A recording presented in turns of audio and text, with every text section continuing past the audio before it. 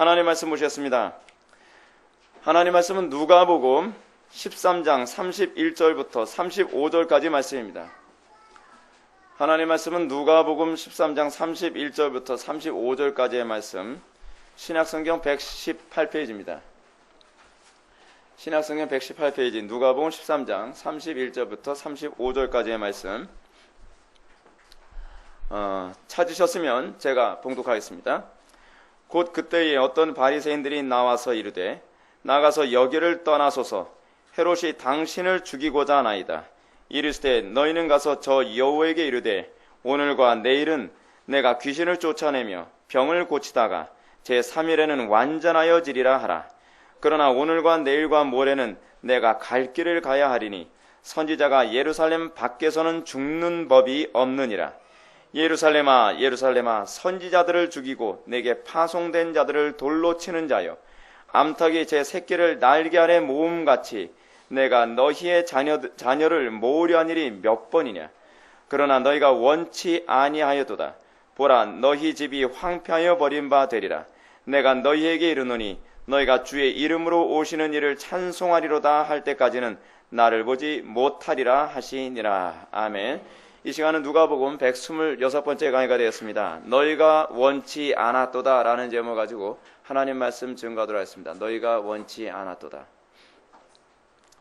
우리는 지금까지 열매와 구원의 상관관계에 관하여 이 13장 전체를 통해서 계속적으로 살펴보고 있습니다. 굉장한 일관성을 가지고 누가는 이 누가복음 13장 전체를 이 열매에 관한 문제로 계속 분석적으로 우리들에게 얘기해주고 있습니다. 우리가 열매에 관해서 피상적으로 알고 있는 문제들, 그 부분에 관해서 정말 성경이 얘기하는 열매가 무엇인가를 얼마나 치밀하게 우리들에게 얘기해 주는지 모릅니다. 1차적으로 누가가 우리에게 열매에 관해서 어떻게 가르쳤습니까? 성경에 가르치는 구원받은 자의 열매의 수준에 관해서 얘기했습니다. 우리는 속된 말로 개나 소나 그냥 다 열매라고 얘기하지 않습니까? 그냥 조금 했으면 그냥 그래도 이것도 열매 아닙니까? 라고 얘기하는데, 누가는 성경이 규정하는 성령에 의해서 나타나는 열매의 수준이 무엇인가 라고 우리에게 얘기해 주고 있습니다. 성령에 의해서 나타나는 열매의 수준은 무엇입니까? 우리가 흔히 이해하고 있는 것처럼 바리새인의 의를 넘어서는 수준입니다.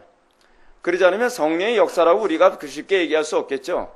바리새인의 의를 넘어서는 수준이 아니고서면 이건 내가 한 것인지 성령에 의해서 나타난 열매인지를 우리는 쉽게 구분하기가 어렵습니다. 하나님께서는 애매모호한 신앙을 싫어한다는 거 아십니까? 하나님은 혼돈의 영이 아니십니다. 하나님은 진리의 영이시고 하나님께서는 모든 것을 분명하게 하십니다. 하나님께서는 그래서 빛과 어둠으로 나누셨더라 라고 하는 것처럼 하나님의 역사, 성령의 역사의 독특성이 무엇이냐 하면 참과 거짓, 빛과 어둠, 그리스도와 벨리알, 그리고 우상의 전과 하나님의 전을 명확하게 나누고 구분하고 분별하여 우리로 하여금 무엇이 옳은가를 분명하게 드러내시는 것이 성령의 사역입니다. 그렇기 때문에 여러분, 성령께서 역사하실 때 나타나는 것은 기분이 좋아지는 게 아니라 그랬죠. 성령께서 역사하실 때 나타난 것이 무엇입니까? 우리의 실체가 어떤 실체인가를 드러내시는 것이 성령의 사역입니다. 성령께서 역사하실 때 비로소 내가 죄인이라는 것을 알게 됩니다. 성령께서 역사하시게 될 때 비로소 내가 얼마나 무능한 존재인지를 알게 됩니다. 왜 그렇습니까? 성령님은 우리에게 빛으로 역사하시기 때문에 그렇습니다. 어둡지 않습니다. 혼란스럽지 않습니다. 성령께서 역사하시면 내가 이런 존재였구나, 내가 이렇게 악한 존재였고 내가 이렇게 무능한 존재였구나, 나라는 존재가 이런 존재였구나 라고 했던 모든 애매모호함이 모든 것에 질서가 잡히고 모든 것이 명확해지고 모든 것이 클리어해져 갑니다. 그러므로 누가복음에서 누가는 우리들에게 예수님의 말씀을 통하여 무엇을 말씀하고 있습니까? 무엇이 참신앙이냐, 무엇이 거짓신앙이냐, 무엇이 바른 열매냐, 무엇이 거짓된 열매냐라고 하는 것을 아주 선명하고 명확하게 드러내주고 있습니다. 그러므로 첫 번째로 다뤘던 부분이 뭐라고요? 참된 신앙의 열매는 무엇인가? 바리새인의 의의를 뛰어넘는 수준이라는 겁니다. 수동적이라거나 형식적인 수준이 아닙니다. 억지로 교회에 나오는 신앙은 여러분 신앙이라고 제발 얘기하지 마십시오. 나 불신자구나, 내가 신앙을 다시 정리해야 되겠구나, 그렇게 생각하십시오. 여러분, 예배당에 오는 걸 어찌하든지 안 올 핑계를 찾는 그런 모습, 여러분, 그걸 어떻게 신앙이라고 얘기할 수 있겠습니까? 저는요, 한국교회 상태로 보면 비참해서 제가 견딜 수가 없습니다. 예배 오지 않을 이유를 여러 가지 만듭니다. 예배 오라고 강요해야 될 만큼 예배에 오는 사람이 그래도 신앙이라고, 그래도 난 신앙이 있다고 생각해요. 그건 자기 생각이죠. 중요한 건 하나님의 심판대 앞에서 하나님께서 인정해 주시냐에 관한 문제에 대해서 제발 좀 고민 좀 하란 말이에요. 그걸 고민을 안 하면서 우겨봐야 뭐 하겠어요. 목사한테 우겨봐야 소용이 없어요. 하나님 앞에서 우겨서 통하는 문제가 아니에요. 여러분, 제가 정상적인 신앙에 관해서 제가 말씀드릴까요? 정상적인 신앙이란 이런 신앙입니다. 주여, 나의 병든 몸이라도 하나님께 쓰임받을 수 없나요? 하나님, 나의 미약한 힘이나마 하나님의 영광에서 내가 좀 쓰임받을 수 없을까요? 나는 나이가 어리지만 이 어린 나이에도 내가 하나님을 조금이라도 영화롭게 할 수 없을까요? 나는 배운 것도 없고 나는 무지하고 나는 무능하지만 이 부족한 것으로나마 어떻게 하나님을 영화롭게 할 수 없나요? 이게 믿음이에요. 이게 믿음. 믿음의 수준을 낮게 보지 마십시오. 믿음의 수준이 그 형편없는 수준이 아닙니다. 무슬림보다 낮은 수준으로 얘기하면서 그걸 믿음이라고 얘기하지 마세요. 믿음이란 사랑이에요. 사랑. 하나님께 대한 사랑이 열망이 끌어올라서 하나님, 제가 정말 무식하고 무능하고 나약하고 병들고 연약하지만 하나님을 조금이라도 영화롭게 하고자 하는 이 사랑의 열망 때문에 거대한 골리앗을 보고서라도 거기 나가서 15살짜리 소년이 물맷돌 하나 들고 나서 전쟁터 나가 물맷돌을 집어던지는 것이, 그것이 사랑이고 그것이 믿음이에요. 그것이 신앙이란 말이에요. 조금 우쭐대는 지식을 가지고선 이 정도 지식은 있어야 하나님을 섬길 수 있다고 생각하는 것을 신앙이라고 생각하지 마십시오. 난 부족하지만, 난 연약하지만, 난 가진 것이 없지만 D.L. 무디처럼 하나님, 난 가진 게 아무것도 없고 재능도 없고 지식도 없고 말주변도 없지만 내가 하나님께 드릴 것은 이 무식하고 이 연약한 육체밖에 없습니다 하면서 헌금 바구니에 넣을 게 없어 자기 몸을 넣고서 바친다는 식으로 하는 그 태도, 그게 믿음 아니겠습니까? 그 믿음이 역사를 바꾸는 거 아니겠어요? 그 믿음이 시대를 바꾸는 거 아니겠어요? 왜 오늘날 이 시대의 교회가 이토록 무능하며 오늘날 이 시대의 교회가 왜 조롱을 받아야만 합니까? 왜 상식이 안 통하는 교회라고 얘기하고 왜 그토록 게으르고 나태하며 아무 생각 없는 것들만 모이는 곳이라는 소리를 들어야만 합니까? 그거는요, 기독교를 잘못 아는 사람들이 기독교를 다 망가뜨려서 그렇습니다. 기독교는요, 우리에게 적극성을 독려합니다. 우리를 능동적으로 생명을 살리고 어디를 가든지 복의 근원의 역할을 감당하도록 만듭니다. 그것이 믿음입니다. 그것이 바로 태초에 하나님의 천지를 창조하셨던 힘이 우리 속에 우리의 새로운 창조를 이루신 그 믿음의 수준입니다. 사도 바울이 우리의 중생을 뭐라고 얘기하고 있죠? 이전 것은 지났으니 보라 새로운 창조물이라. creature, 새로운 창조물이라고 얘기합니다. 우리 속에 일어난 이 중생의 사건이 어떤 사건이에요? 하나님께서 천지를 창조하실 때 그 위대한 사건이 우리 속에서 일어났다는 겁니다.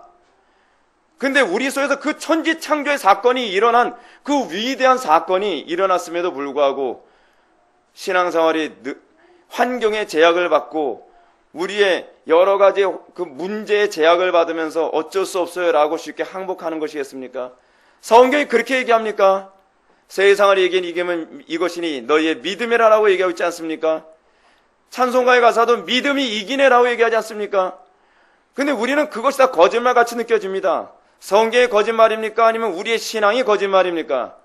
누가복음은 우리의 신앙이 가지고 있는 참된 믿음의 수준, 그것이 분출해내는 열매가 무엇인가를 계속적으로 우리들에게 얘기해주고 있습니다. 한 달이 넘게, 두 달이 넘게 계속 누가복음을 통해서 하나님은 우리에게 회개를 독려하십니다. 성경이 요구하는 열매가 수준이 이것이다. 자기 만족적인 열매를 만족하는 수준이 아니라 하나님을 만족시키기 위한 극상품에 초점을 맞추고 거기를 향해서 전심을 다하여 숨이 턱까지 차도록 뛰어가는 경주하는 삶을 살아가는 신자의 삶이 바로 믿음을 가진 자에게 나타나는 열매의 수준이다라고 얘기하고 있습니다. 뿐만 아니라 우리는 예수님의 가르침을 통해서 누가가 지적하는 구원받은 참된 신앙이란 원하기만 하는 신앙이 아니라고 했습니다. 여러분, 요즘에는 원하기만 해도 대단한 신앙을 얘기하지 않습니까? 이 기독교가 타락해서 그래요. 타락해서요. 원하지도 않으니까. 원하지도 않은 인간들이 도대체 교회는 왜 오는 거예요? 그리스도를 원하지도 않아요. 그냥 천국만 가기를 원한다는 거예요. 사악한 거죠. 굉장히 사악한 거예요. 원하지도 않아요. 복음을 듣기를 원하지도 않아요. 관심도 없어요. 근데 이 관심도 없다고 하는 이런 사람들이 하는 소리가 그래도 자기는 천국 간다는 거예요. 여러분, 예수님 뭐라 그랬죠? 원한다고 해서 천국에 들어가는 것이 아니라 어떻게 해요? 힘쓰는 자가 들어간다. 그것이 지난 본문에서 말씀하신 바거든요. 근데 여러분, 원하지도 않은 사람이 도대체 어떻게 천국에 들어가겠습니까? 힘쓰지 않아서, 원하는데 힘쓰지 않는 자도 천국을 못 들어간다고 얘기하는데, 원하지도 않는, 관심도 없고, 예배 시간에 어떤 소리가 나올지 기대도 안 하는 그런 인간들이 어떻게 천국에 들어갈 수 있다고 이렇게 얘기할 수 있냔 말이에요. 저는 그런 식으로 좀 가르치지 않았으면 좋겠어요. 한국교회가요. 이거는요, 종교 사기거든요. 종교 사기. 성경으로 돌아가십시오. 성경은 뭐라 얘기합니까? 원하는 것만으로는 하나님 나라에 들어가는 것이 아니다. 힘쓰는 자가 들어가는 것이다. 하나님의 나라는 그래서 어떤 사람이 들어가요? 침노하는 자가 들어가는 거예요. 침노하는 자가요. 그것이 성경이 가르치는 바입니다. 여러분, 그래서 예수님이 어떤 단어를 사용했어요? 열매라고 하는 단어를 사용했어요. 여러분, 열매라는 개념을 한번 생각해 볼까요? 여러분, 열매가 뭡니까? 여러분, 하나의 과일의 열매가 맺어질 때 힘쓰지 않고 열매가 맺어집니까? 열매가 맺어지기 위해서는요, 모든 자양분이 거기에 집중되어야만 맺어지는 게 열매입니다. 그래서 어떤 그 식물 같은 경우는요, 자기가 죽을 때 되면 열매를 맺는 그런 그 식물도 있어요. 왜냐하면 내가 죽게 생겼으니까. 이제는 열매를 맺어야 되니까. 그래서 모든 에너지를 거기다 다 쏟고 죽는 거예요. 여러분, 곤충들 중에서도 여러분, 열매를 맺는 것, 새끼를 낳는 것, 그것이 얼마나 힘든지 아십니까? 새끼를 낳기 위해서 때로는 순놈이 암놈에게 자기 몸을 내어 던져요. 그래서 암놈이 순놈을 잡아먹은 그 열매를 통해서, 그 양분을 통해서 새끼를 낳고 키우는 거예요. 그게 열매 수준이에요. 그게 열매 수준. 힘쓰지 않고 열매를 맺는다? 여러분, 공짜 바라지 마십시오. 신앙 그렇게 해서 신앙 갖게 되는 게 아닙니다. 여러분, 우리가 해산에 수고를 하지 않습니까? 태 열매를 내는 것이 얼마나 힘써야 애를 낳을 수 있는 문제입니까? 생명이 왔다 갔다 하는 문제입니다. 근데 여러분들은 대부분 어떻게 은혜를 받아야 되죠? 오늘 은혜 받으면 좋고, 은혜 못 받으면 좋고. 목사인 저로서는요, 가끔가다 열이 받을 때가 있어요. 저는 성도들이 정말 어찌하니 은혜 받기 위해서 가진 애를 다 써가면서 목이 쉬어라, 정말 몸이 부서져라, 그렇게 하는데, 정작 장본인은 열매 맺는데 관심이 없는 거예요. 정작 장본인은 말씀을 듣는데 관심이 없는 거예요. 왜요? 뭐 때문에 그런지 아십니까? 그래도 천국을 간다는 이 믿음이 너무 투철해서 그래요. 그래서 어떤 사람이 복음을 잘 받아들이냐면요, 불신자들이 복음을 잘 받아들여요. 쓸데없는 믿음이 투철한 사람들은요, 어디서부터 시작을 해야 되냐면 바닥부터 다시 시작해야 돼요. 내가 불신자로구나라고 하는 이 철저한 절망감에 한번 내리꽂혀야 그 다음부터 신앙생활을 제대로 시작하는 겁니다. 그래서 여러분, 우리 교회 왔을 때 괴로워하는 사람들 제가 간혹가다 봐요. 이 교회는 왜 신앙생활 하면서 자신감을 심어주는 게 아니라 사람을 정말 비참하게 만드냐. 저는 그 소리 나올 때 저는 이렇게 말하고 싶습니다. 아직 덜 비참했구만. 그렇죠? 덜 비참한 거예요. 여러분, 진짜 비참한 사람은요, 비참하다는 소리조차도 못합니다. 네. 정말 비참하면요, 정말 신음소리밖에 못 내요. 우리가 정말 완전히 바닥을 쳐야, 그래서 제가 뭐라 했습니까? 믿음은 누구만 안다고요? 바닥을 친 사람만 아는 게 믿음이에요. 절망의 그 밑바닥을 딱 쳐봐야, 이게 믿음이구나. 그리스도를 붙잡는다는 것이 이거구나라는 걸 그때 비로소 알게 되는 것입니다.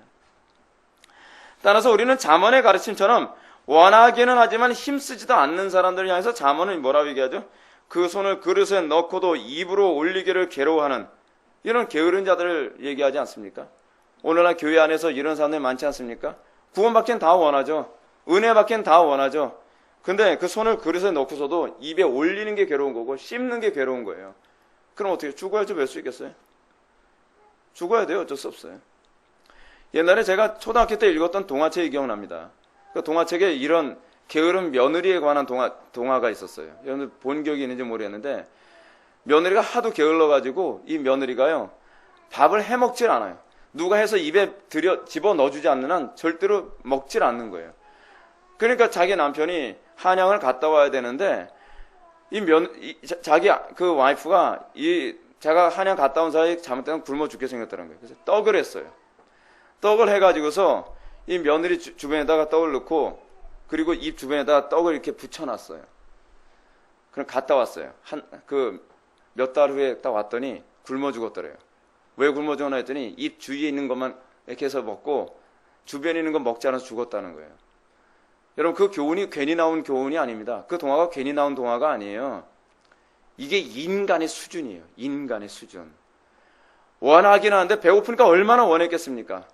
아마 그랬을 거예요. 그 여자는 내 혓바닥이 카멜레온처럼 길었으면 촥 해서 먹고 촥 해서 먹고 그랬을 텐데 인간이 그 정도예요. 여러분 우리 주님은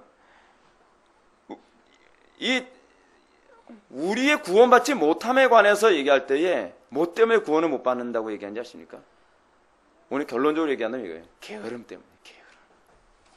게으름이 인간의 모든 악의 근원입니다. 여러분 가정 안에서 나타나는 수많은 모든 문제들, 다툼들 다 주로 어디서 나오는 건지 아세요? 다 게으름에서 나오는 거예요. 조금 더 편하자고 다른 사람을 괴롭게 만드는 거거든요. 그렇기 때문에 예수님께서 여러분 이 부분 주님의 게으름으로 말미암아 형편없는 열매로 만족하는 자들을 향하여 아버지 하나님의 심정을 이런 식으로 표현했죠. 내가 3년을 와서 이 무화과 나무에서 열매를 구하되 얻지 못하니 찍어버리리라. 어찌 땅만 버리게 하겠느냐 하는 것입니다. 우리가 이러한 주님의 심정을 염두에 두면서 이제 열매와 관련된 오늘 본문 말씀 보겠습니다. 제가 방금 읽은 이 말씀은요 다시 또 나옵니다. 31절 말씀에 보면 한 바리새인이 예수님께 와서요 나가서 여기를 떠나소서 헤롯이 당신을 죽이고자 하나이다 라는 경고를 합니다. 오늘 본문 말씀은 그거로 시작합니다. 경고를 하는데 이 경고가 이 바리새인이 예수님이 밉살스러워가지고 이 갈릴리 지역에서 내쫓기 위해서 하는 소리였는지 이 지역이 갈릴리입니다. 예루살렘이 아니에요. 제가 미리 말씀드리는 거예요. 왜냐하면 그게 굉장히 중요해요. 오늘은 갈릴리 지역에서 내쫓기 위해서 그러는 것이었는지 그렇지 않으면 진짜 예수님을 위해서 이 얘기를 한 건지는 잘 모르겠어요. 대부분의 주석학자들도 의도가 무엇인지 성경이 분명하게 얘기하지 않기 때문에 의도가 뭔지는 정확히 알 수 없다라고 얘기합니다. 근데 분명한 사실은 이것이 사실이라는 거예요. 예수님께서 부정하지 않으셨으니까요. 예수님은 다 알고 계시니까 만약에 거짓말이 하면 속이지 말라고 얘기할 텐데 예수님께서 긍정하신 것을 보면 이것이 사실인 것은 틀림없습니다. 자, 그런데 이런 바리새인의 경고에 대해서 예수님이 어떻게 반응하셨는가라고 하는 것이 중요합니다. 32절과 33절의 말씀을 다 같이 한번 읽어보시겠습니다. 시작. 너희는 가서 저 여우에게 이르되 오늘과 내일은 내가 귀신을 쫓아내며 병을 고치다가 주의 3일에는 완전하여 지리라 하라. 그러나 오늘과 내일과 모레는 내가 갈 길을 가야 하니 선지자가 예루살렘 밖에서는 죽는 법이 없느니라. 그래서 예수님은 바리새인의 경고가 어느 정도 사실이라는 것을 인정하고 있습니다. 그런데 예수님은 이런 바리새인의 경고에 대해서 전혀 두려워하지 않고 계세요. 도리어 예수님은 이 바리새인들에게 말씀하시기를 너희는 가서 저 여우에게 이르되 오늘과 내일은 내가 귀신을 쫓아내며 병을 고치다가 제3일에는 완전해지리라 하라 라고 얘기하고 있습니다. 저 여우라는 말은 제가 설명하지 않아도 알겠죠. 교활한 인간이라는 의미예요. 헤롯을 향해서 저건 교활하고 아주 사악한 존재다라고 하는 것을 아예 풍자적으로 말씀하신 겁니다. 그런데 그 다음이 어렵습니다. 오늘과 내일은 내가 귀신을 쫓아내며 병을 고치다가 제3일은 완전해지리라 라고 하는 부분입니다. 이 부분에 대한 해석이 분분합니다. 학자들 간의 의견이 분분해서 어떤 학자는 이거를 십자가 사건을 염두에 두고 한 것이다 라고 이렇게 보는 학자들도 있고요. 어떤 학자는 주님이 1년을 하루로 계산해가지고 내 공생의 기간이 3년이 될 것이다 라고 이런 식으로 이해한 학자도 있습니다.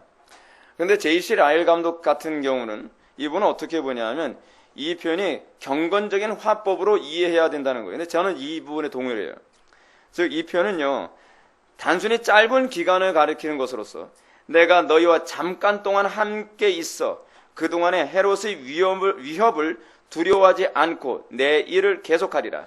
그때가 되면 내가 완전하여질 것이며 또 죽음으로 내 사역을 끝마치리라 라는 뜻으로 이해해야 한다고 봅니다. 아주 설득력 있는 주장이라고 생각해요. 무슨 얘기냐면 한마디로 얘기해서 이겁니다. 헤롯이 아무리 나를 죽이겠다, 뭐 하겠다, 나를 내쫓겠다, 뭐 했다 한다 할지라도 나는 너 때문에 내가 해야 할 일에 내가 손해보거나 그것 때문에 내가 좌지우지 당하진 않겠다라는 결연한 의지를 보여줍니다. 너는 아무리 짓거려봐라. 네가 아무리 위협을 해봐라. 내가 하나님께 받은 이 소명을 감당하는 데 있어서 내가 한 발짝이라도 내가 뒤로 물러서나 봐라 라고 얘기하는 겁니다. 여러분, 이 예수님의 이 모습이 우리에게 주신 아주 중요한 메시지가 뭔지 아십니까? 우리는 여기서 열매 맺는 신앙의 아주 중요한 특징을 발견해야 됩니다. 어떻게 열매를 맺게 되는가? 열매 맺는 자들에게 나타나는 그 마음의 중심이 어디 있는가? 그것은 바로 소명감입니다. 사명감이에요. 사명감. 예수님 지금 헤롯이 자신을 살해하거나 추방시킬 생각을 하고 있다는 것을 아시면서도 그 위협 앞에 아주 당당하고 있습니다. 물론 예수님께서 이런 당당함을 보신 것은 예수님의 신성 때문에 그럴 수도 있어요. 그러나 그럼에도 불구하고 누가는 이런 예수님의 모습을 통해서 그리스도와 연합되어진 성도에게 나타나야만 하는 열매의 특징이 무엇인가, 마인드가 무엇인가를 얘기해 주고 있습니다. 그 뭐죠? 소명감이에요. 사명감. 이 소명감, 이 사명감 때문에 고난이나 어려움이나 위협조차도 결코 나의 길을 막을 수 없노라 라고 얘기하고 있다는 사실입니다. 여러분, 소명감을 가지고 있는 사람들이 얼마나 무서운지 아십니까? 요즘에 정말 인기 많이 끄는 영화 하나 있죠. 막 신기록을 갱신하고 있는 영화 있지 않습니까? 뭐죠? 명랑. 별로 이렇게 명랑한 영화는 아닌데 그 명량이라고 하는 이 영화를 보게 되면은 여러분 거기서 이순신의 한 모습을 우리가 잘 발견해야 되죠. 뭐죠? 사명감이에요. 소명감. 내가 이것을 위해서 태어났노라. 전 여러분들에게 이 질문을 던지고 싶은 거예요. 여러분들은 무엇을 위해서 태어났습니까? 하다못해 악한 날에 악하게 쓰임받기 위한 존재조차도 가룟 유다를 보고 뭐라고 해요? 이것을 위해서 태어났다라고 얘기하고 있어요. 여러분들은 무엇을 위해서 태어났습니까? 다른 사람을 괴롭게 하기 위해서 태어났습니까? 그렇지 않은 다른 사람에게 유익을 주기 위해서 태어났습니까? 여러분들의 하루하루의 삶, 여러분들의 가정에서의 삶, 여러분들의 직장에서의 삶, 여러분들의 캠퍼스에서의 삶, 여러분들의 일상의 모든 삶 속에서 여러분들은 소명감을 느끼고 있습니까? 여러분, 우리는요, 매 순간이 소명이라는 거 여러분 알고 계십니까? 제가 강단에서 한 번에 설교를 하는 것조차도 여러분 소명이라는 거 알고 있습니까? 여러분, 우리는 과연 무엇을 위해서 매 순간을 살아가고 있는가? 이 소명감을 가지고 살아간다면 그 사람만큼 무서운 사람은 없을 것입니다. 지금 누가는요, 예수님의 이 말씀을 통해서 그리스도와 연합된 성도는요, 세상의 공격과 박해로부터 의연할 수 있는 근거는 바로 소명감에 대한 분명한 인식에서 출발한다고 얘기하고 있습니다. 누가는 수신자들에게 어찌하여 세상적인 어려움과 위협 앞에서 우리는 쉽게 무너지고 열매를 맺는데 실패하고 있느냐에 관해서 질문을 던지고 있는 겁니다. 왜 우리는 열매를 맺겠다라고 하면서도 우리는 열매를 맺는데 매번 실패하죠? 열매를 맺어야 구원받는다고 하니까요? 그 문제가 아니라니까요. 우리가 열매를 맺지 못하는 중요한 이유는 뭐냐면 소명감이 없기 때문이에요. 사명감이 없기 때문이란 말이에요. 내가 이것을 위해서 태어났다. 내가 자녀를 위해서 태어났다라는 소명감을 가지고 유대인들은 어떻게 생각합니까? 자녀들을 어찌하든지 유대인으로 만들기 위해서 가진 애를 다 쓰지 않습니까?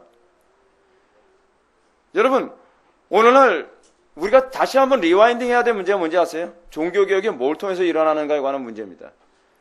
소명이거든요, 소명. 종교개혁의 중요한 하나의 그 원동력은요, 소명이에요. 그 소명이라는 사고방식이 아직까지도 유럽은요, 그 마틴 루터의 사고방식에 의해서 유럽은 소명 정식 때문에 유럽이라는 나라는 계속적으로 움직여요. 그럼 제가 재미있는 얘기 하나 해드릴까요? 노키아라고 하는 그 회사가 거의 쫄딱 망할 지경 되지 않았습니까? 노키아는 핸드폰 회사로 유명한 회사인데 노키아가 망하면 그 나라는 사실은 거의 망할 지경이 된다고 생각을 했거든요. 근데 노키아가 망하는데 그 나라는 경제적으로 전혀 별로 지장이 없대요. 그 이유가 뭔가 그거를 신문기사에서 이렇게 얘기합니다. 그것은 그들이 가지고 있는 어떤 직업에 대한 이 소명의식이 원체 강해서 그렇다는 거예요. 그래서 각자 자기 맡은 직업에 원체 충실하니까 노키아라고 하는 하나의 회사가 망해도 그 나라는 경제 자체가 흔들리는 법은 없다는 거예요. 여러분, 우리는 얼마나 소명의식을 가지고 있습니까? 예수님께서 말씀하신 것처럼 오늘과 내일 내가 귀신을 쫓아내며 병을 고치다가 제3일에는 완전하여지리라는 태도. 이건 오늘날 이 시대의 교회들이 견지해야 될 태도 아닙니까? 우리는 어떤 어려움이 올지라도 자신에게 현재 주어진 소명에 충실한 삶을 살다가 죽겠다라고 하는 결연함. 여러분, 예수님이 뭐라고 말씀하십니까? 33절을 보십시오. 그러나 오늘과 내일 모레는 내가 갈 길을 가야 하리니 선지자가 예루살렘 밖에서는 죽는 법이 없느니라. 이 말씀 속에서 우리는 누구를 딱 떠올리게 되죠? 리빙스턴을 떠올리게 되죠? 리빙스턴이 뭐라 얘기합니까? 사명을 가진 사람은 그 사명을 완수할 때까지는 결코 절대로 죽지 않는다. 우리는 여러분 어떤 사람이 정말 명예로운 사람인지 아십니까? 자기 소명의 장소에서 소명을 감당하다 죽는 것이 가장 명예로운 것입니다. 여러분 예수님이 어디서 돌아가셨죠? 소명의 장소에서 십자가에서 돌아가시지 않으셨습니까? 어떤 분은 강단에서 설교하다가 돌아가셨다고 합니다. 영광스러운 겁니다. 우리는 어디서 죽음을 선택해야만 합니까? 쾌락을 즐기다가 거기서 죽는다? 이거 창피한 거 아닙니까? 그렇잖아요? 세상의 유흥을 즐기다가 교통사고로 죽는다? 이거 정말 부끄러운 일 아닙니까? 적어도 그리스도인이요. 여러분, 소위 명예를 굉장히 중요시 여기는 민족이 있죠? 일본 사람들입니다. 일본 사람들, 그 사무라이들은 뭐라고 얘기해요? 자기네들 가장 큰 명예는 뭐라고 얘기해요? 전쟁터에서 싸우다가 죽는 것이 최고의 명예다. 우리 그리스도인들이 가져야 될 마인드가 뭔지 아십니까? 여러분들 적어도 예수를 믿었다고 한다면 나의 명예는 기도하다 죽는 것이 명예고 나의 명예는 하나님의 영광을 위하여 지치도록 싸우다가 죽는 것이 나에게 명예다. 조지 필드가 뭐라고 얘기했죠? 내가 녹슬어 죽는 것보다는 달아서 죽기를 원합니다. 여러분 그리스도인의 수준이 이겁니다. 그리스도인의 수준이 이 정도이기 때문에 기독교가 들어가는 나라마다 나라가 뒤집어진 거예요. 기독교인이 들어가는 가정마다 가정이 뒤집어지고 기독교인이 들어가는 직장마다 직장이 뒤집어지는 거예요. 왜요? 그리스도인들의 수준이 이 정도 수준이니까. 근데 기독교를 어떻게 만들어버렸어요? 종교의 수준을 낮춰버렸어요. 취미생활로 낮춰버렸어요.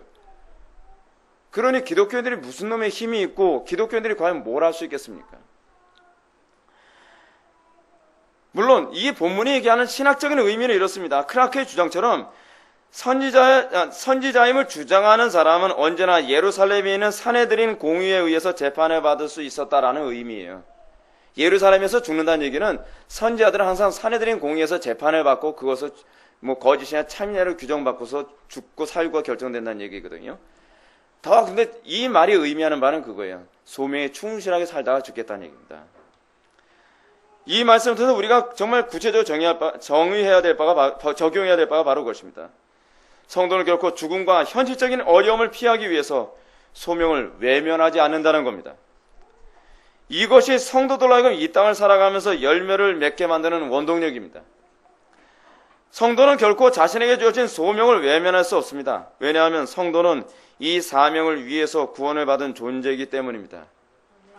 만약에 여러분들이 나는 이것 때문에 별로 목숨 걸고 싶지 않다. 나는 다른 데 소명감을 느낀다라고 하면 여러분들의 종교가 그겁니다. 여러분들이 기독교인이라고 생각하지 마십시오. 우리가 예수를 믿고 나면 우리에게 나타나는 특징이 무엇이냐면 이거는 예외가 없어요. 여기다가 특별한 사람이라는 말을 갖다 붙이지 마세요, 제발. 그렇게 갖다 붙인 사람들이, 목회자들이 있는데 그런 소리 들을 때면 제가 얼마나 화가 나는지 몰라요. 왜냐하면 성경 어디에도 그런 구절이 없거든요. 성경을 그런 식으로 왜곡을 해요. 왜냐하면 교인들 비유 맞춰주느라고. 여러분들 분명히 기억해야 될 게 있어요. 예수를 믿으면 가장 첫 번째로 나타나는 건 소명감이에요. 아, 내가 이것에 목숨을 걸고 살아야 된다고 내가 부름받은 거구나. 내가 살아야 될 목표는 이것이구나. 라고 하는 것을 비로소 느끼게 되는 거예요. 성도들은 이것이 그들의 삶의 원동력이 됩니다. 사도 바울 보십시오. 사도 바울은 자신의 구원을 뭐라고 해요? 이방인의 구원 때문에 자기가 구원을 받았다는 거예요. 사도 바울이 구원을 받고 난 다음에는 이방인에게 복음을 전해야 된다라는 소명감을 가지고, 그리고 어디서 죽었어요? 자기 소명의 장소, 로마에서 목자로 죽지 않습니까? 그게 성도예요. 그게 성도. 다시 말해서 이 사명을 위해 구원받은 존재이지, 구원받은 사람은 사명을 감당해야 된다는 얘기가 아니에요. 여러분 잘 이해하십시오. 구원받았으니까 사명을 감당해야 된다고 하는 의무감을 부여하는 게 아니에요. 책임감을 강요하는 게 아니에요. 구원받았으면 뭐가 생겨요? 소명감이 생기는 거예요. 소명감. 제가 이런 말 하면 상당수의 사람들이 이렇게 질문을 하고 싶을 겁니다. 그럼 목사님, 저의 소명이 무엇인지 어떻게 할 수 있겠습니까? 맨날 이런 질문을 많이 해요, 사람들이. 그래서 맨날 기도하잖아요. 하나님, 저는 소명이 뭡니까? 저는 목사인가요? 저는 사모인가요? 저는 부흥 강사인가요? 여러분, 소명은 그렇게 찾는 게 아니에요. 소명은 어떻게 찾느냐? 현재 자기에게 주어진 삶에 충실하게 살아가는 거예요. 현재 자기가 몸담고 있는 그 자리, 그 시대, 그 환경, 거기가 소명의 장소예요. 이 소명의 장소가 연결되어져서 궁극적인 소명의 장소로 가게 되는 거예요. 저도 제가 목사 될 줄은 몰랐어요. 저도 제가 목회를 이렇게 하게 될 줄은 몰랐어요. 근데 제가 지금 여기까지 이 자리에 오게 되면서 제가 우리 교회 걱정이 아니라 한국 교회를 걱정하고 세계 교회를 걱정하는, 이렇게 제가 목회하게 될 줄은 제가 몰랐는데, 이렇게 된 이유가 무엇이냐면, 현재 나에게 주어진 그 자리, 제가 전도사 초년 때 생서부터 나에게 주어진 중고등부, 나에게 주어진 유치부, 나에게 주어진 청년부는 정말 내가 최선을 다해 끝장 보겠다. 내가 여기서 내가 뼈를 묻겠다라는 각오로 제가 사역을 했었거든요. 그러다 보니까 점점점 여기로 오게 되는 거예요. 점점점요. 내 소명은 너무 큰 걸 생각하지 마세요. 사실은 현재가 제일 큰 거거든요. 뭐예요? 여러분들이 현재 있는 그 자리예요. 그 자리. 그 자리를 등한시하고 게을리하는 사람을 저는 신뢰하지 않습니다. 여러분들이 사는 이 시대, 그리고 여러분들이 현재 처한 그 환경, 우리가 진정으로 구원을 받은 사람이라면 맨날 힘들다고 얘기하고, 이건 너무 어려워요 라고 얘기하는 것이 아니라, 어떻게 하여야 여기서 내가 나에게 주어진 이 직분을 제대로 감당할 것인가.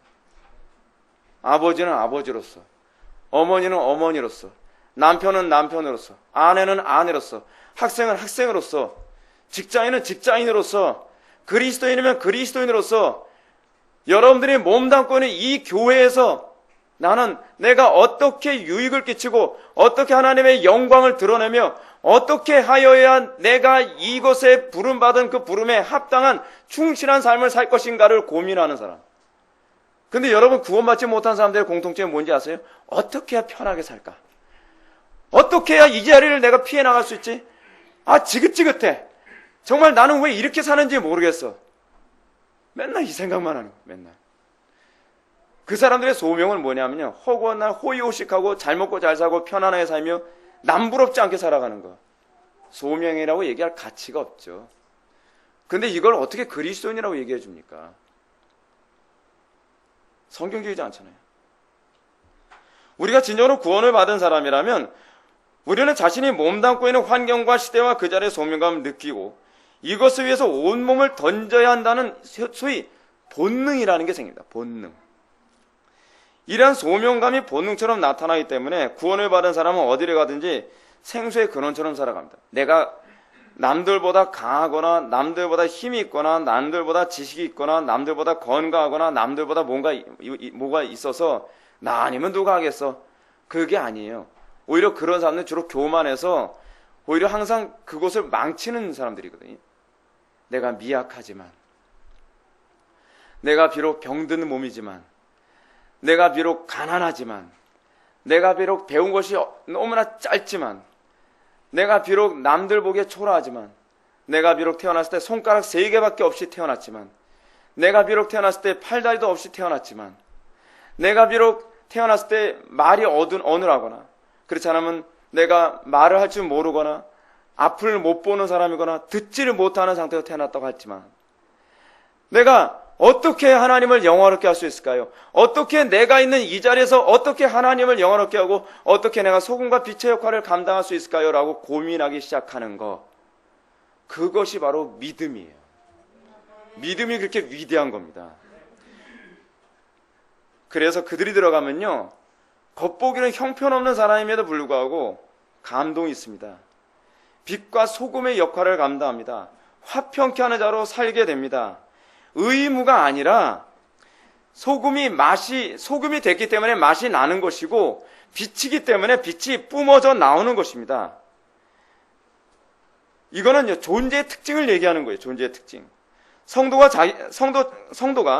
자기가 몸담고 있는 장소와 시대와 환경에서 소명을 발견하고 그 소명을 감당하기 위해 온몸을 던지듯이 불사르듯이 살아가는 것은 의무가 아니라 거듭난 존재의 정체성, 아이덴티티라는 얘기예요. 아이덴티티.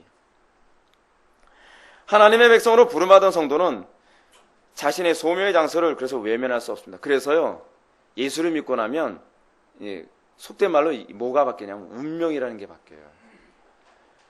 왜냐하면 삶의 방향성이 완전히 달라졌기 때문에.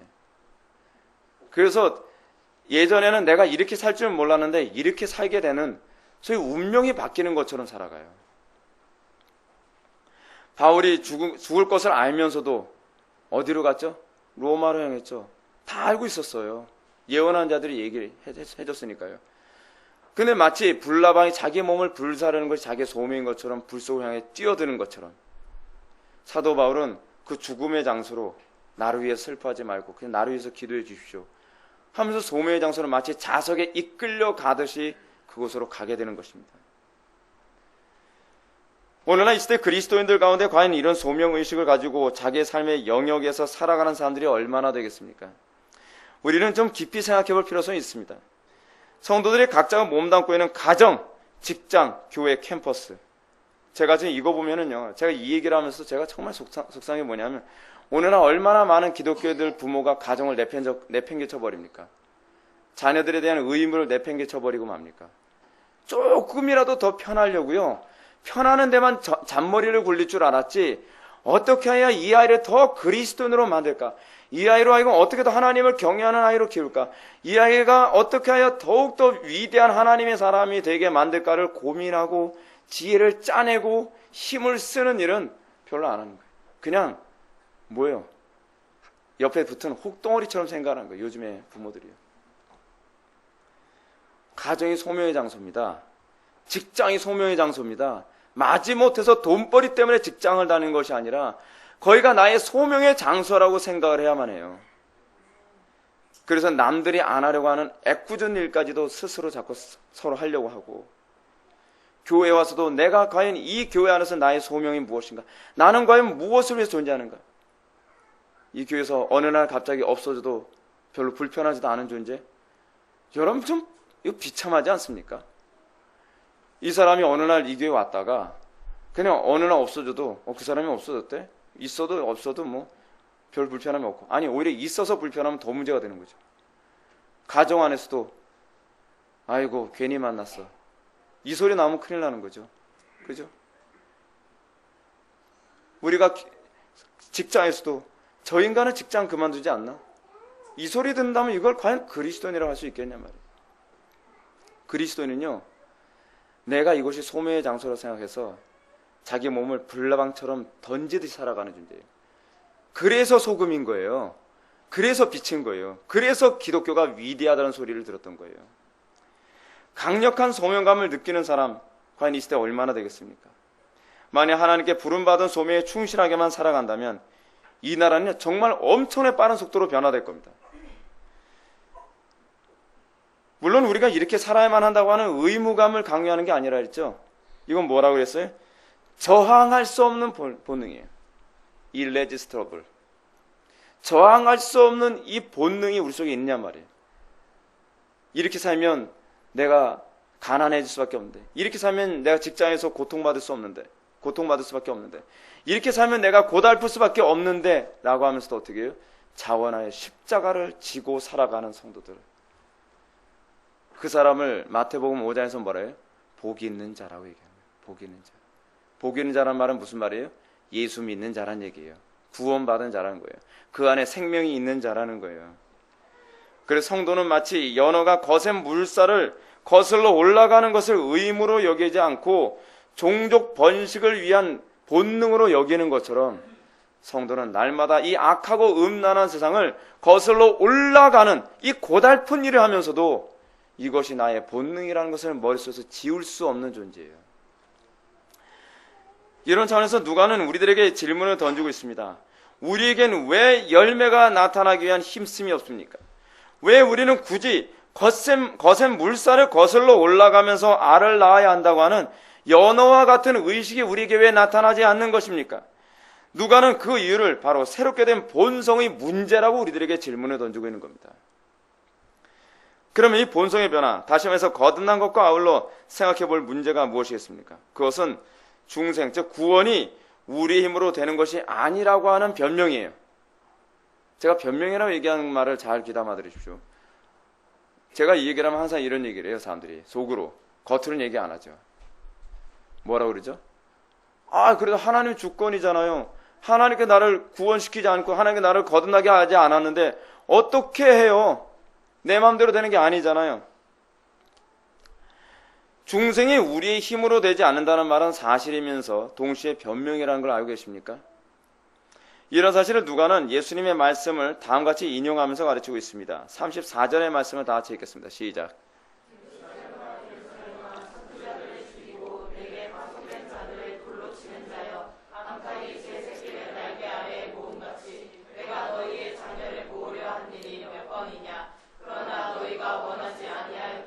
아멘. 여러분은 이 말씀이 마태복음 23장 37절의 말씀과 아주 거의 흡사한 말씀이라는 거 여러분 알고 계십니까? 예수님께서 예루살렘 성전에서 나오시면서 예루살렘을 바라보면서 예루살렘아 예루살렘아 선자들을 죽이고 내게 파송된 자들을 돌로 치는 자여 암탉이 제 새끼를 날게 하려 모음같이 내가 너희의 자녀를 모리한 일이 몇 번이냐. 그러나 너희가 원치 아니하였도다. 거긴 장소가 어디죠? 예루살렘이에요. 근데 여기서 지금 말씀하시는 장소는 어디죠? 갈릴리예요. 갈릴리. 여기가 갈릴리라고 할 수 있는 이유가 어디 있죠?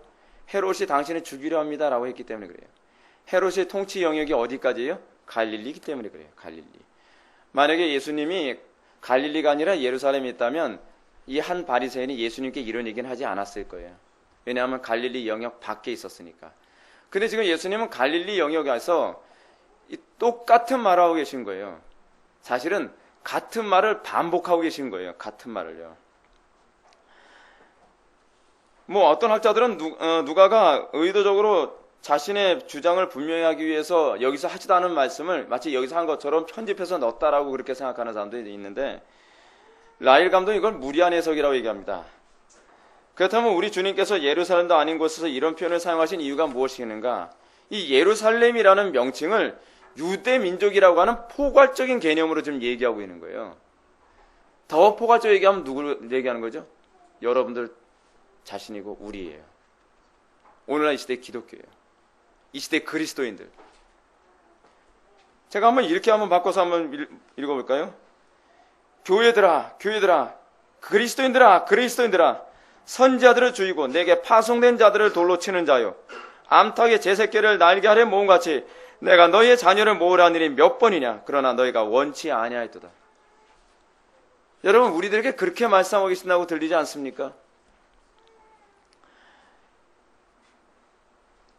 이것은요, 앞에 제가 언급한 것처럼 우리들에게 구원받은 자의 열매가 선명하게 나타나지 않고 거룩한 열매를 맺고자 하는 본능이 나타나지 않은 것은 하나님의 주권이지만 하나님의 책임은 아니라는 얘기입니다. 우리가 분명히 해야 될 것은 주님께서 가장 기뻐하시는 것은 죄인들의 구원이라는 거예요.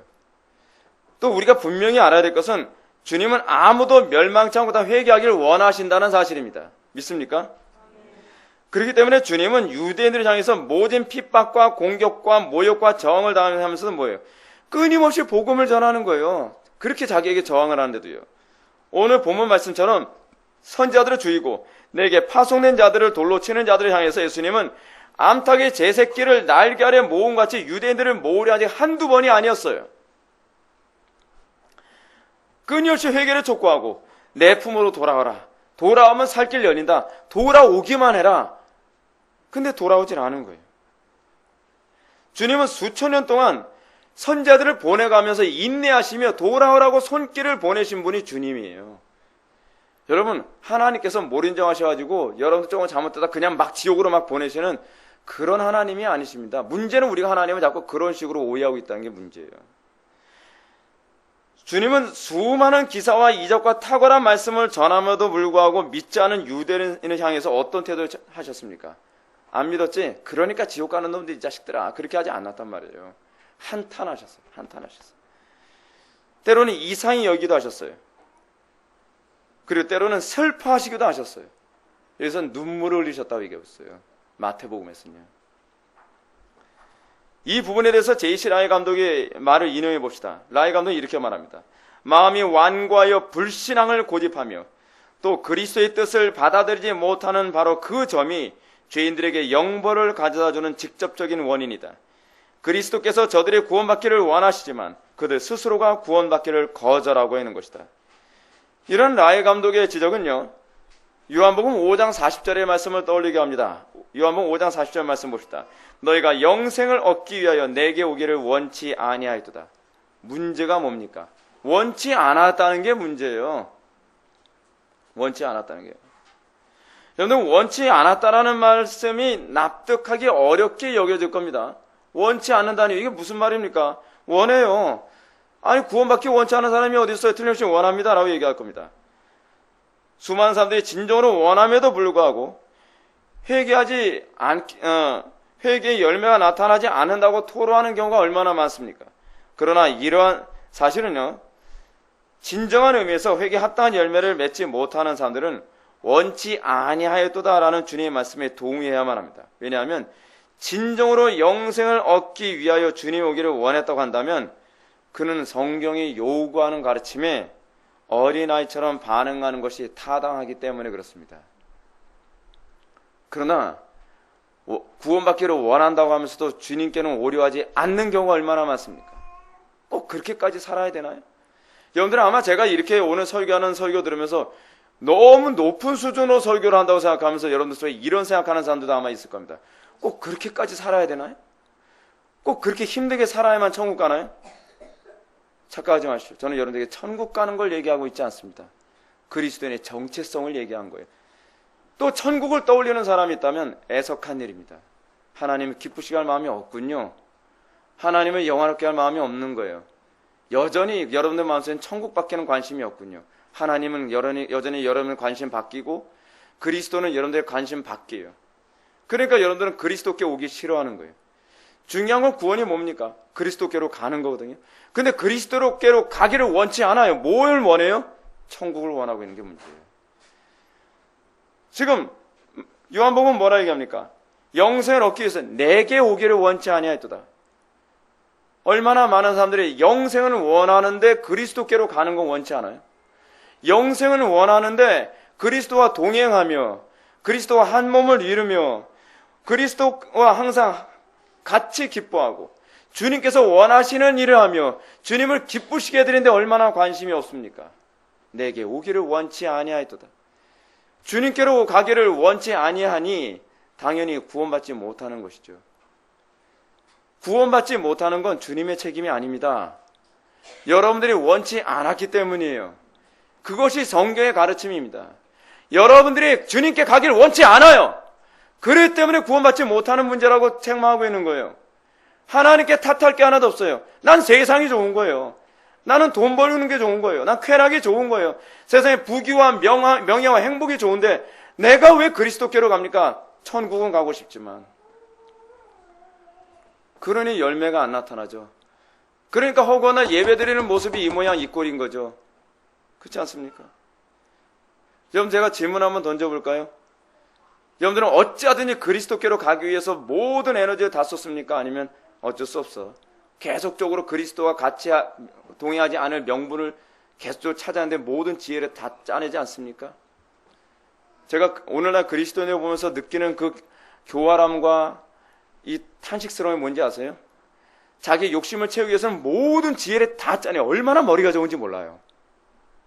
근데 하나님을 기쁘시게 해드려서 하나님과 동행하기 위해서 내 환경 속 어떻게 해야 하나님을 기쁘시게 해드릴까? 어떻게 해야 내가 하나님의 영광 위하여 살 수 있을까라고 하는, 이렇게 게을릴 수가 없어요.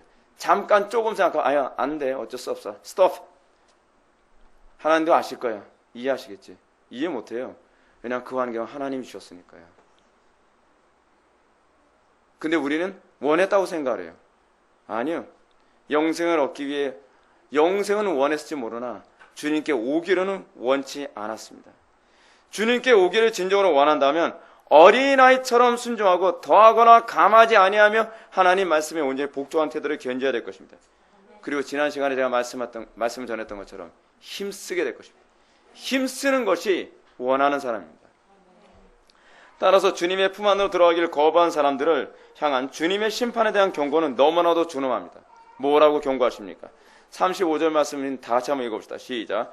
보라, 너희 집이 황폐하여 버림바 되리라. 내가 너희에게 이르노니 너희가 주의 이름으로 오시는 이를 찬송하리로다 할 때까지는 나를 보지 못하리라 하시니라. 아멘. 우리의 집이 황폐해질 것입니다. 우리의 집이 무엇입니까? 여러분들이 사는 하우스가 아니에요. 우리의 장막, 우리의 삶, 우리의 전입이 철저히 파괴되어질 겁니다. 오늘날 그리스도께로 가기 싫어하는 사람들의 가정이 얼마나 심각할 정도로 지옥이 되어 있습니까? 얼마나 그리스도께로 가기를 싫어하는 사람들이 얼마나 그 인격이 파괴되어지고 잔인해지고 음란해지고 그리고 철저히 파괴된 인생을 살고 있습니까? 보라, 너희 집이 황폐하여 버림받으리라. 아무도 거들떠보지 않고 저 사람은 저주받은 자로다, 저 사람은 저주받은 자로다 라는 삶을 살게 될 것이라고 경고하고 있습니다. 그들은 주의 이름으로 오시는 이를 찬송하려다 할 때까지는 결코 주님을 보지 못하게 될 것입니다. 이것이 바로 회개하지 않은 자에게 주어지는 선고입니다. 하나님을 두려워하지 않고 그리스도께로 가까이 가길 원치 아니하는 자들, 단순히 나의 육체의 삶을 즐거워하는 자들, 나는 세상의 쾌락과 함께하기를 원하며 나는 우상과 동고동락하기 원하고 세상의 부귀와 명예와 성공과 함께하기를 원하나이다 라고 고백했던 자들, 천국은 원하나 그리스도와 함께하기를 원치 아니하는 자들, 그들에게 주어진 선언이 이것입니다. 그리고 이 말씀은 7절부터 9절의 말씀과 그대로 짝을 이룹니다. 다시 7절부터 9절의 말씀은 다시 돌아가야 돼요. 7절부터 9절의 말씀이 무엇입니까? 포도원 비유에서 포도원에 심은 무화과 나무가 3년이 되도록 열매를 맺지 않는 것에 관하여 주인이 이렇게 얘기하죠. 포도원주기에게 이르되 내가 3년을 와서 이 무화과 나무에서 열매를 구하되 얻지 못하니 찍어버리리라. 어찌 땅만 버리게 하겠느냐 한 말에 대해 주인이여 금년에도 그대로 두소서. 내가 두루 파고 거름을 주리니 이후에 만일 열매가 열면 좋거니와 그렇지 않으면 찍어 버리소서 하였더라 하시니라. 두려운 일 아닙니까? 여러분, 주님이 얼마나 기다려 주실 것인가? 주님은요, 우리를 오래 참으시지만 영원히 참는 분은 아니십니다. 지금은 회개할 때이고 지금은 은혜 받을 때입니다. 미루지 마십시오. 주님께로 오기를 힘쓰십시오. 세상과 함께하기를 끊으십시오. 주님과 동행하기를 기뻐하십시오. 그런 자에게 주님께서 영생을 주시기를 원하실 것을 믿으시기 바랍니다. 하나님은 폭군이 아니십니다. 하나님은 여러분들이 멸망당하기 원하시는 분이 아니십니다. 하나님은 여러분들이 새로운 생명 안에서 기뻐 뛰며 하나님을 찬미하고 그 기쁨의 은혜의 부영 가운데 살기를 누구보다 원하시는 분이십니다. 주님은 복 주시기 원하십니다. 주님은 여러분 삶이 하나님의 은혜로 풍성하기 원하십니다. 주님께로 돌아오십시오. 회개하십시오. 이제까지 내가 어찌하든지 주님께 가까이 가지 않으려고 하는 명분을 찾던 것을 이제는 포기하시고 이제는 어찌하든지 내가 주님께 더욱더 가까이 갈 것인가를 고민할 수 있는 저와 여러분들 되기를 주님의 이름으로 축원합니다. 다 같이 기도하시겠습니다. 사랑이 많으신 하나님 아버지, 우리가 열매가 나타나지 않은 이유, 우리가 주님의 구원에 참여하지 않은 이유는 우리가 주님께 가기를 원치 않기 때문이라는 것을 다시 한번 알게 되었습니다. 아버지, 우리의 마음속에서 세상에 대한 즐거움을 제거하여 주옵소서. 세상과 함께하고자 하는 마음을 제거하여 주시고 우리가 주님과 동고동락하기를 열망하게 하여 주옵소서. 예수님의 거룩하신 이름으로 기도드립나이다. 아멘.